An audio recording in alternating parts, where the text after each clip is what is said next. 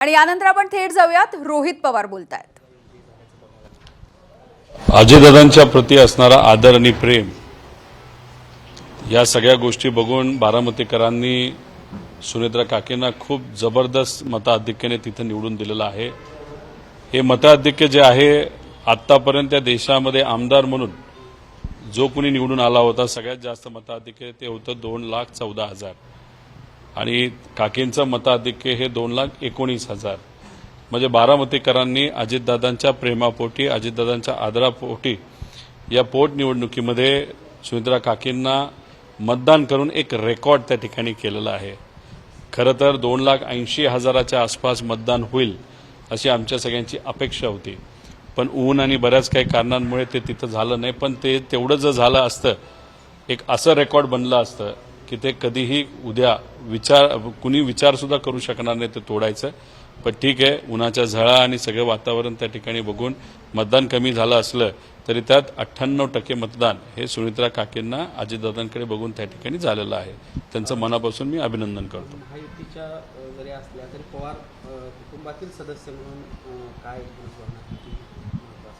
ते आहे ना, म्हणजे एक तर पोटनिवडणूक होती आणि दादा गेल्यानंतर तिथं पोटनिवडणूक होणं हे मनासाठी अतिशय भावनात्मक त्या ठिकाणी आहे आणि म्हणजे दादा जाणं हे आमच्या परिवारासाठी सुद्धा बारामतीकरांसाठी सुद्धा आणि महाराष्ट्रासाठी सुद्धा अतिशय दुःखद घटना तिथं आहे। आणि ती जागा मोकळी झाल्यानंतर तिथं जर पोटनिवडणूक होत असेल आणि त्यांच्याच घरातून आणि पवार परिवारातून काकी उभ्या राहिल्यानंतर त्या नक्कीच निवडून येणार असा आमचा विश्वास होता। बारामतीकर सहकार्य करतील असा विश्वास होता। अजितदादा ज्या पद्धतीने काम करत होते, दडारीने काम करत होते, लगेचच्या लगेच तिथं निर्णय घेत होते, अशाच पद्धतीने काकी काम करतील असा मला तरी विश्वास आहे। सुरुवातीचे कल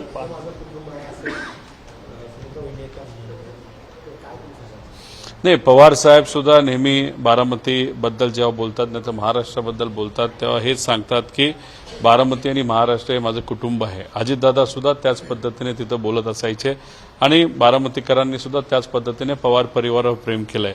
आता दादा नसताना त्यांच्या जागेवर काकी उभा राहिल्यानंतर काकींकडनं सुद्धा लोकांच्या दादांच्या पद्धतीनेच त्या काम करतील अशी अपेक्षा आहे।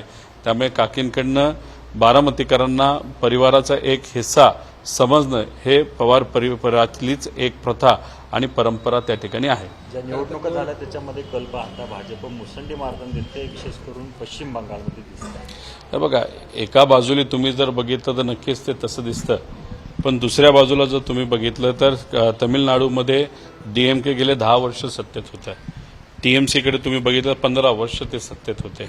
त्याच्याचबरोबर केरळामध्ये लेफ्ट पार्टी जर बघितलं तर गेले 10-15 वर्ष ते सत्तेत होते आणि या तिन्ही राज्यांमध्ये सत्ता बदल झालाय। ठीक आहे, दिसताना तमिळनाडूमध्ये नवीन विजय जो ऍक्टर आहे त्यांची जी पार्टी ती आली, पण तिथं सुद्धा विजय प्रचार करत असताना हा भाजपच्या विरोधातच प्रचार तिथं करत होता। टीएमसी निवडून येतील अशी आमच्या सगळ्यांची भावना होती। तिथं 90 लाख मतदारांना वगळण्यात आलं होतं, 15% मतदार हे काढण्यात आले होते। तिथं अमित शहा साहेब कधी नव्हे ते 15 ते 20 दिवस ठिय्या मांडून होते वेस्ट बेंगॉलमध्ये, कारण का अस्तित्वाची लढाई त्यांच्यासाठी तरी त्या ठिकाणी होती आणि त्याच अनुषंगाने एवढी मोठी ताकद लावून तिथं सत्ता परिवर्तन नक्कीच झालेलं आहे। टीएमसीला आमचा पाठिंबा तिथं होताच, पण सत्ता परिवर्तन होत असताना एक संदेश मात्र या ठिकाणी लोकांनी दिलेला आहे, अँटी इन्कम्बन्सी ज्या ज्या भागात आहे तिथं सत्ता परिवर्तन झालेलं आहे। म्हणजे देशात सुद्धा आता अँटी इन्कम्बन्सी आहे। 15 वर्ष होतील 2029ला भाजपला सत्तेत येऊन या देशात, आणि राज्यात सुद्धा आपण जर बघितलं तर अँटी इन्कम्बन्सी आहेच। त्यामुळे दुसऱ्या बाजूला आपण जर बघितलं तर एक अँटी इन्कम्बन्सी आता अँटी एस्टॅब्लिशमेंट एक वातावरण या देशामध्ये निर्माण झालंय असं नक्कीच त्या ठिकाणी आपल्याला बोलता येईल। बारामतीच्या पोटनिवडणुकीच्या मतदाना दिवशी 2029च्या उमेदवारीवरून काही वक्तव्य त्या ठिकाणी झाली। त्यानंतर पवार साहेबांनी देखील एक बैठक पुण्यामध्ये पवार कुटुंबियांची घेतल्याचं म्हटलं, काय एकूणच पवार साहेबांची जी बैठक होती ती सुप्रियाताईंची जी कन्या आहे रेवती, तिचं जे लग्न होणार आहे त्याच्यामध्ये परिवार म्हणून आपल्याला एकत्रित राहून जे काही जबाबदारी त्या ठिकाणी उचलायच्या त्याच्याबद्दलची ती बैठक होती। राजकीय कुठेही तिथं चर्चा झाली नाही। आता तुम्हीच मला सांगा की समजा भाजपबरोबर अजितदादांचा पक्ष आज आहे. आता भाजपबरोबर ते सत्तेत बसलेत, आम्ही विरोधात आहोत. आम्ही भाजपच्या विचाराच्याच विरोधात आहे, प्रतिगामी विचाराच्या विरोधात आहे. आता ते सत्तेत सातत्याने जर बसणार असतील तर मग असं तर बोलता येणार नाही ना की उद्या जाऊन त्या बारामतीमध्ये अजितदादा पक्ष विरुद्ध शरदचंद्र पवार साहेबांचा पक्ष ही निवडणूक होणार नाही असं तर बोलता येणार नाही. आता उद्या जाऊन पवार परिवारातलाच एक व्यक्ती त्यांनी परत दिला, म्हणजे सुनित्रा काकींना दिलं, नाही तर परिवारातून अजून कोणतरी दिलं. आणि जर पक्षाली सुद्धा म्हणजे पवार साहेबांच्या पक्षाली उद्या जाऊन जर दुसरं कुठला उमेदवार दिला ती वेगळी गोष्ट, जर पवारमधून एक दिलं तर मी जे बोलतोय ते आहे ना, जर ते भाजपबरोबर राहतात तर आम्ही तर भाजपच्या विरोधात आहे. ते भाजपला बांडीला बांडी लावून त्या ठिकाणी बसतात, सत्ता भोगतात. आज जे काही महाराष्ट्रामध्ये परिस्थिती त्याला ते सुद्धा जबाबदार आहेत. आम्ही विरोधात असल्यामुळे उद्या जाऊन आम्ही सुद्धा जर पवार परिवारातला एक व्यक्ती दिला तर पवार विरुद्ध पवार होऊ शकतं. ते तेव्हा होणार नाही जेव्हा अजितदादांचा आजचा पक्ष हा भाजपला सोडून सामान्य लोकांचे रस्त्यावर जेव्हा उतरेल आमच्यासारखं, तेव्हा मग नक्कीच पवार विरुद्ध पवार हे होणार नाही. देवेंद्र पवारांनी एक भाकीत परवा केले की अजितदादांची राष्ट्रवादी पुन्हा एकदा आमच्यासोबत येईल किंवा महाविकास आघाडीमध्ये येईल. नाही, त्यांचा अभ्यास राजकारणाच्या बाबतीत नक्कीच सगळी वातावरण बघून परिस्थिती बघून हा थोडासा जास्त असावा.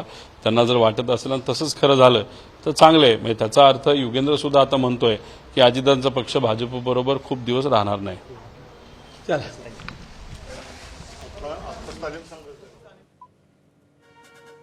तर सुनेत्रा पवार यांचा जो ऐतिहासिक विजय झालेला आहे बारामतीच्या पोटनिवडणुकीमध्ये, या संदर्भामध्ये सध्या रोहित पवार बोलत होते.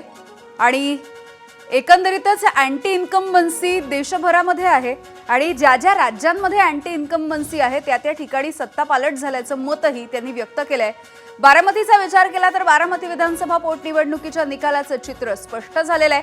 राष्ट्रवादी काँग्रेसच्या उमेदवार आणि राज्याच्या उपमुख्यमंत्री सुनेत्रा अजित पवार यांनी विजयाकडे मोठी झेप घेतली आहे. बारामती विधानसभा पोटनिवडणुकीमध्ये सुनेत्रा पवार यांनी विक्रमी कामगिरी केली. माजी आमदार अजित पवार यांच्या 2019 मधल्या मताधिक्याचे सगळे रेकॉर्ड मोडले आणि एक नवीन रेकॉर्डही बनवला.